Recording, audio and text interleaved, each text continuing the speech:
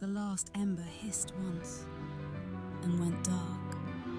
That sound, wet ash swallowing the final point of heat in Greystone Hall, is where this saga begins. Not with swords, not with glory, with silence where fire should have been. The saga I'm keeping tonight is one that almost disappeared.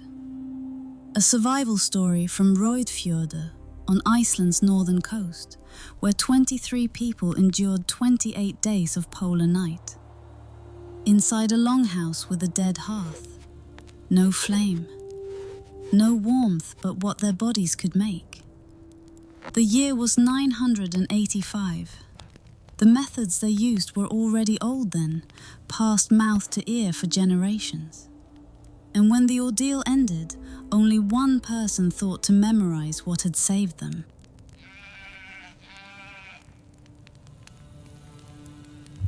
The storm arrived on the 6th day of Mørk.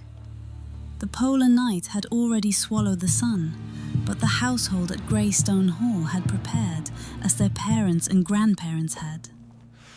Peat stacked high in the storehouse. Dried cod and smoked mutton hung from the ceiling beams. 8 cattle and 12 sheep penned at the eastern end of the longhouse, their body heat bleeding through the partition wall like a second hearth.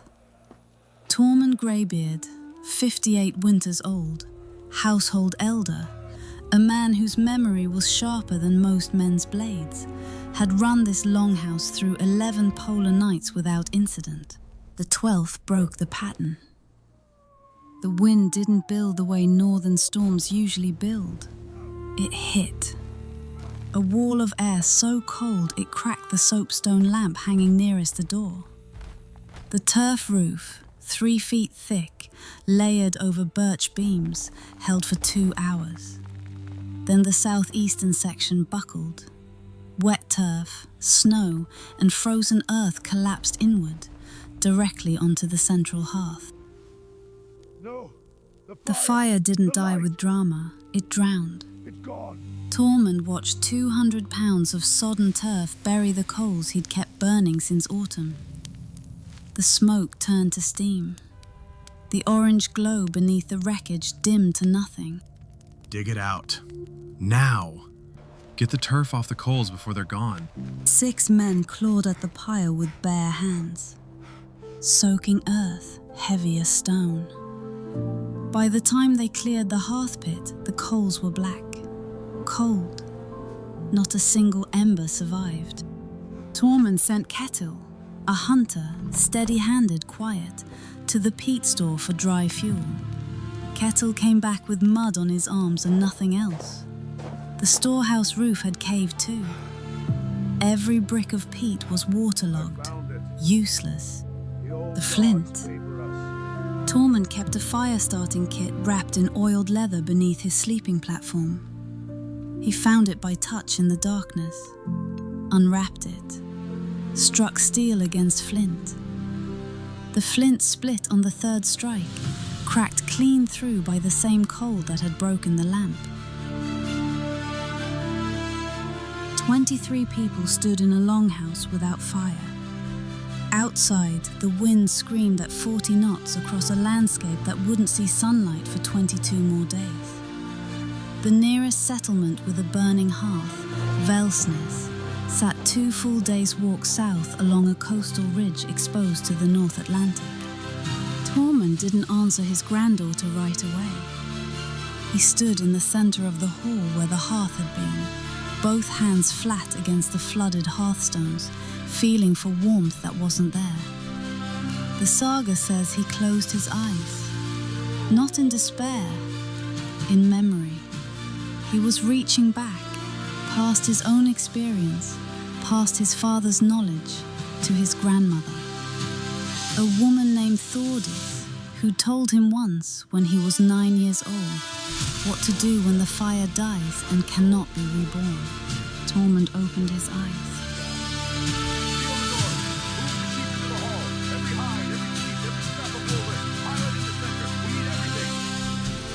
Brynjar Halfsword, 34, A fisherman built like a mast stepped forward in the Can't be darkness. serious. You want us to sit here and freeze?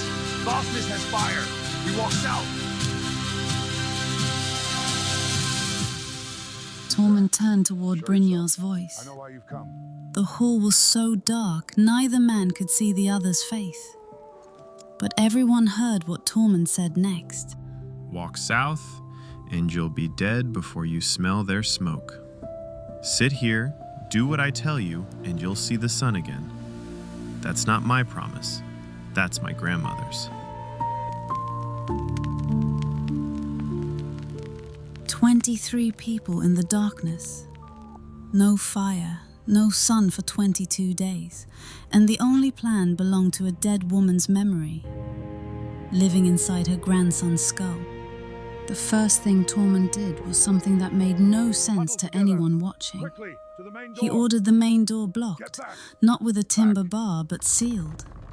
Packed with wool, stuffed with sheep fleece, every crack and gap in the frame plugged until the draft stopped entirely. Brynjar called it madness, We will survive. trapping yourself inside a dead house. But Tormund knew something Brynjar I didn't, cannot bear this cold anymore. something his grandmother Thordis had burned into his memory with repetition and patience when he was a boy too young to understand why she made him memorize it. Stand alone. Heat doesn't only come from fire.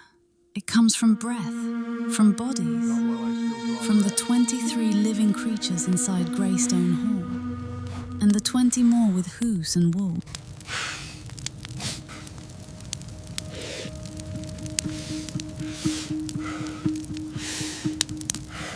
Bring the Kettle cattle through. didn't question All it. 8. The sheep too. He'd spent Break the enough partition winters fence through. tracking I want the animals to know animals that in a the main hall. reindeer herd survives Arctic storms by packing tight, sharing warmth across dozens of bodies until the air between them holds heat like a blanket made of breath. Same principle, larger scale. The smell hit first. 8 cattle and 12 sheep crowded into a space designed for human habitation.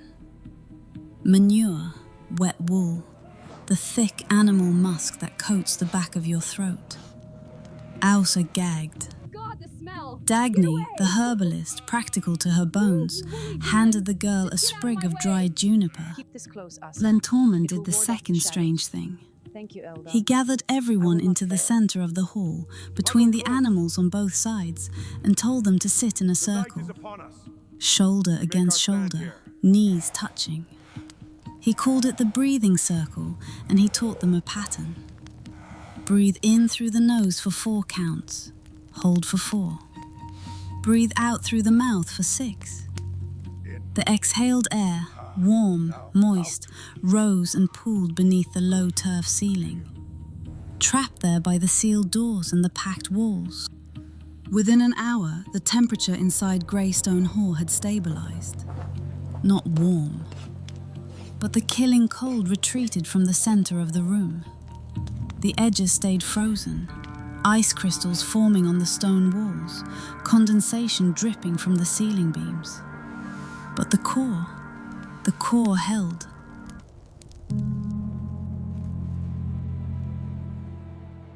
Old Runa spoke on the second night.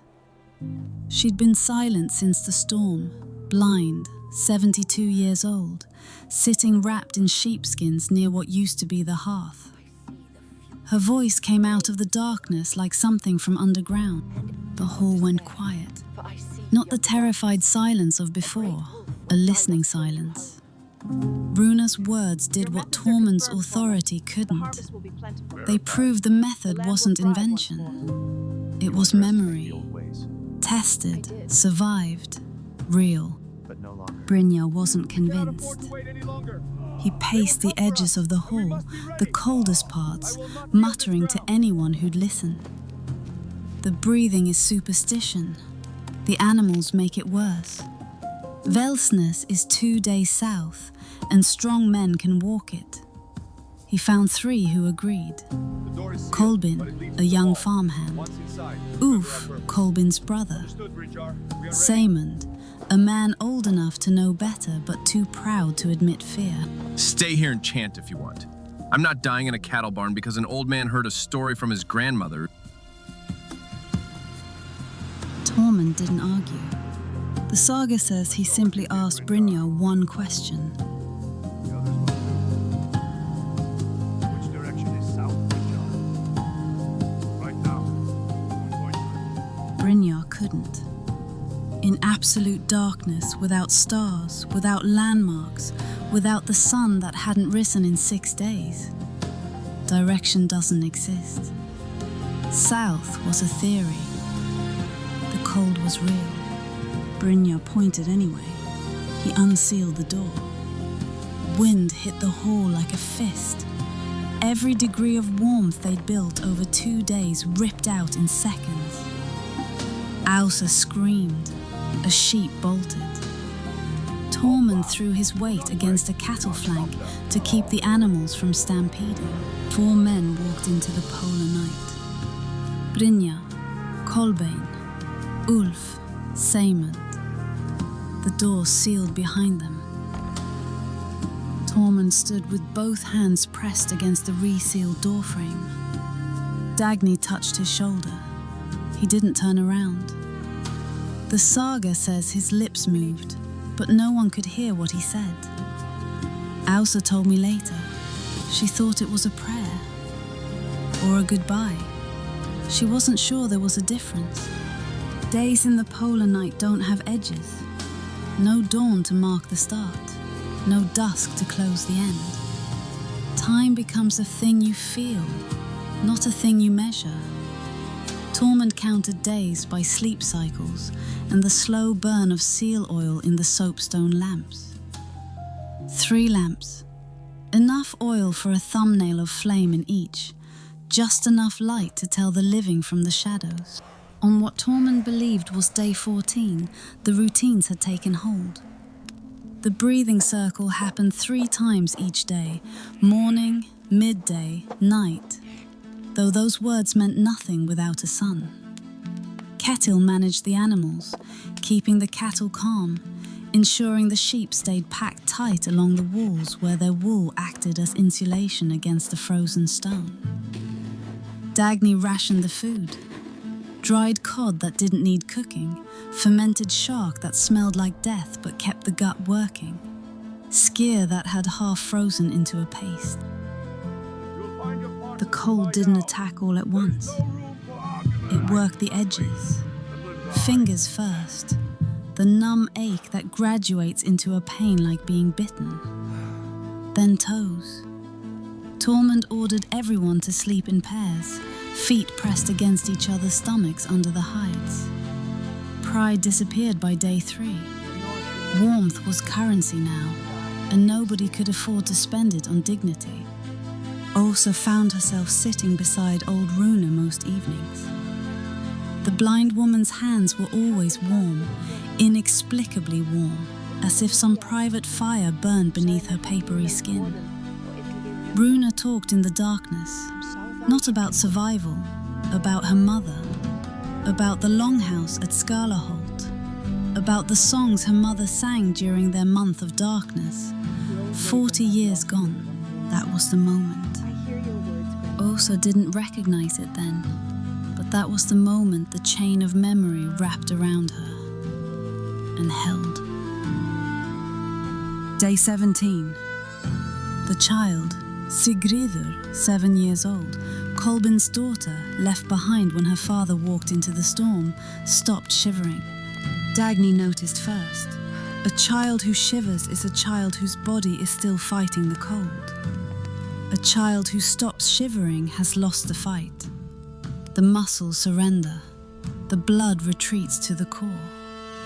The body is choosing which parts to save and which to let die. They built a cocoon of sheepskin and human bodies around Sigríður. Åsa pressed herself against the child's back. Dagny held the girl's feet against her own belly, wincing at the cold that radiated from skin that should have been warm. Ketil brought a sheep, freshly shorn, and wrapped the raw fleece around the child's chest, while the wool still held the animal's heat. Tormund knelt beside his granddaughter and the dying child. He placed his hands, cracked, arthritic, shaking, on either side of Sigridur's face. And he began to sing, not a battle song, not a drinking song, a breathing song. The one his grandmother Thordis taught him 60 years ago. 4 beats in, 4 beats held, 6 beats out. But set to a melody that made the pattern automatic, that made the lungs follow without the mind needing to command them. Asa had heard her grandfather hum this melody 1,000 I times. see it now. She'd rolled her I eyes. will not scorn them She'd again. called it the old man's boring song. She'd begged him to stop. She didn't beg him to stop now. She listened, and for the first time in her 16 years, she learned the words. Sigridur's body trembled. Not shivering, something deeper. A vibration in the core where the last heat lived. Dagny pressed her ear to the child's chest. The heartbeat was there, faint, stubborn, refusing to quit the way her father should have refused to quit this hall. Tormund sang until his voice cracked. Osa picked up the melody where he left off. She didn't know all the words yet. Keep your head down, child. She hummed what she couldn't remember. But the rhythm held, and beneath the hides, wrapped in wool and surrounded by warmth that 20 bodies and their breath could barely sustain, Sigridur began to shiver again.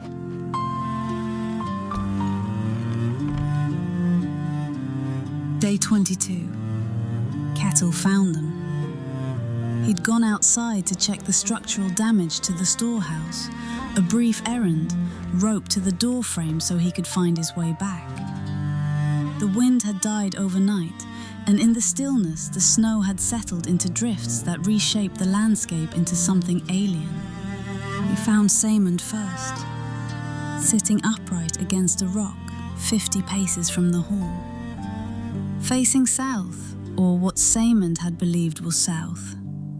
The frost had sealed his eyes shut. His hands were bare.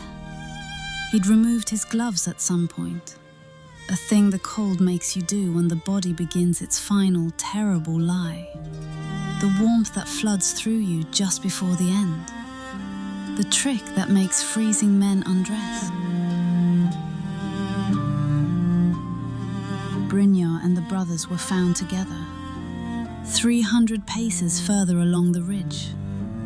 They hadn't made it past the first hill. In total darkness, in wind that erased tracks as fast as boots made them, 300 paces was the distance between conviction and death. Kettle carried nothing back except the knowledge. He told Tormund. He told no one else. Sigurdur doesn't hear about her father. Not yet. Not in the dark. The hall had changed by day 22. The smell was beyond description. Human sweat, animal waste, fermented food, the sour, sweet reek of too many lungs recycling the same trapped air. But the temperature held. Tormund's system worked the way his grandmother said it would. The sealed space, the body heat, the animal warmth, the breathing circles that kept blood moving and lungs synchronized. It held the cold at a distance that was miserable, but survivable. Tormund's body was paying the price. His joints had stiffened past the point of pain. The cold had settled into his knuckles, his knees, the base of his spine, and carved itself permanent rooms there. Dagny watched him struggle to stand after the morning breathing circle and said nothing. Some damage doesn't need naming. On day 24, Osa sang the breathing song without help. Every word, every pause, every rise in the melody that matched the exhale. Tormund sat with his back against the sleeping platform, eyes closed, and listened to his granddaughter carry a melody that had lived in his grandmother's lungs 60 years ago. 3 generations, breath to breath to breath.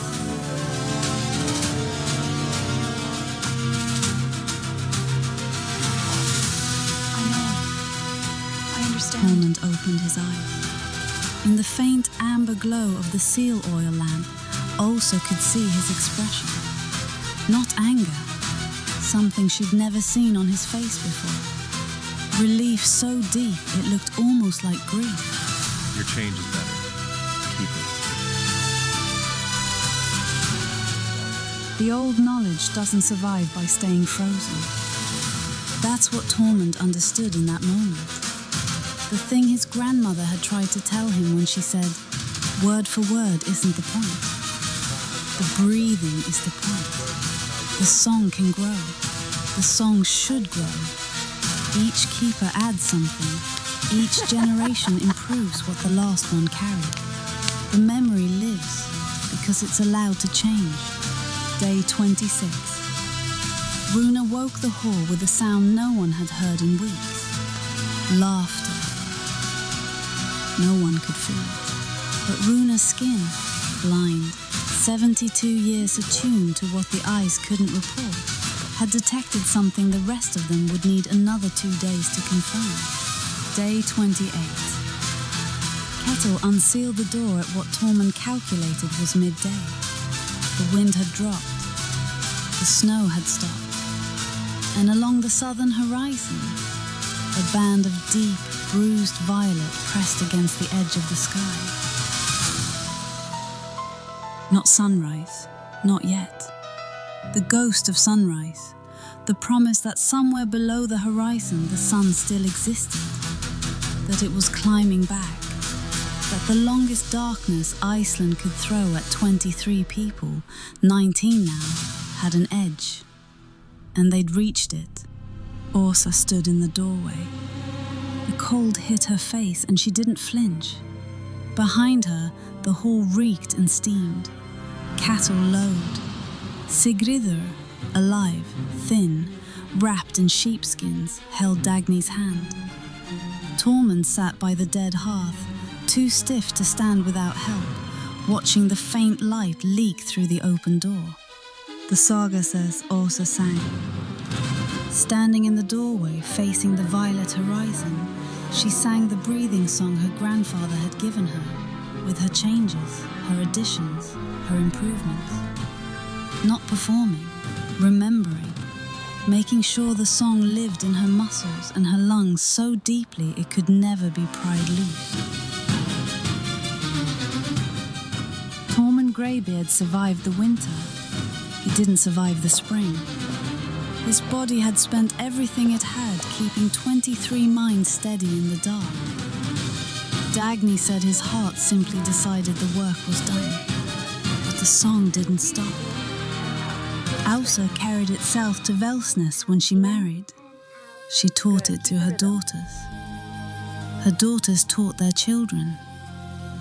And somewhere in the long chain of Icelandic memory, the breathing song of Thordis, improved by Tormund, changed by Ausa, carried forward by keepers who understood that survival isn't about fire. It's about what you remember when the fire goes out. I am the keeper of this saga. It was given to me. I give it to you now.